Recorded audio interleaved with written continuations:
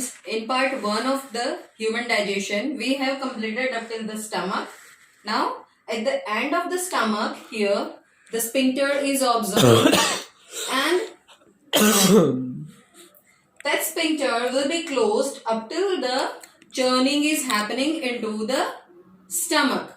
Here, now the food will start to move, as in when the sphincter opens, it start to move from this channel to the small intestine at the back of the large intestine, right?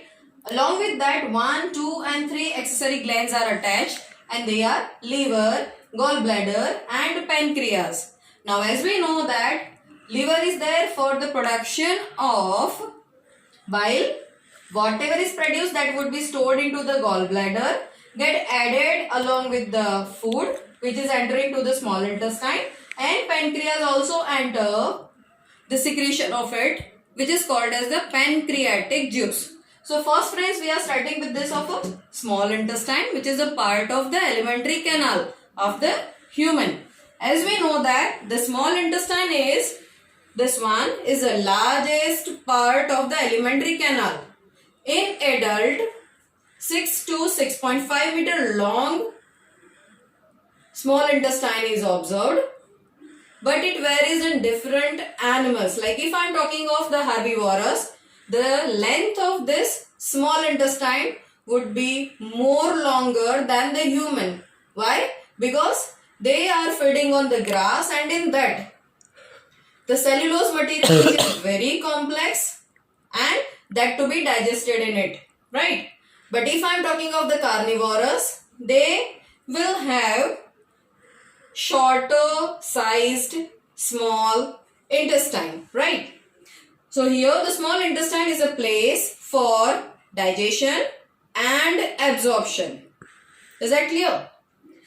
Again, coming back to the secretions from that accessory glands, liver itself is the largest gland, which is reddish brown in color, and it is responsible for the secretion of the bile. Below that, one pear-shaped gallbladder gland is observed, right? And there the bile gets stored.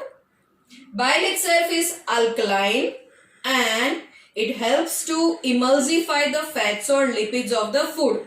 So when it gets added to the food, it is responsible for the emulsification.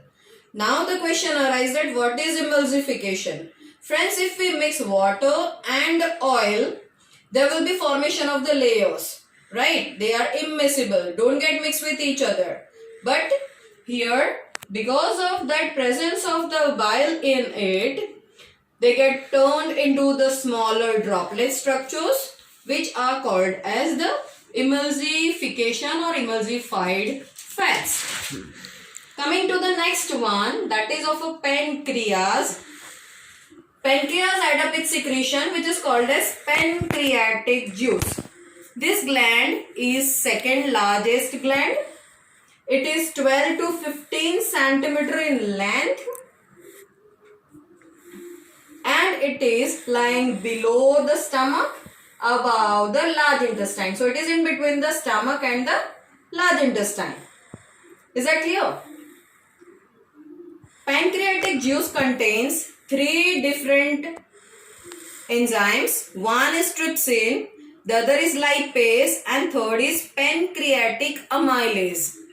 Friends, amylase is having the same function. First we have studied in the buccal cavity the salivary amylase, and second amylase which is from the pancreatic secretion, right? So that's why it is called as pancreatic amylase. Now what is the function of trypsin? It digests the protein and converts it into the peptides. Next is the lipase, which converts that emulsified fats into more simpler form, that is fatty acids and glycerol. And the third one, pancreatic amylase, which acts on the starch or carbohydrates and convert into the maltose, that is more simpler form of a sugar. It's not considered as the simplest one. So ultimately, at the end of that secretions added to the food to the small intestine. Trypsin converts that of a protein to peptides. Lipase converts that emulsified fats into fatty acid and glycerol. And pancreatic amylase converts that of a carbohydrates into the maltose. Along with that, this small intestine is also having its juices, which contains number of enzymes in it, which perform the complete digestion.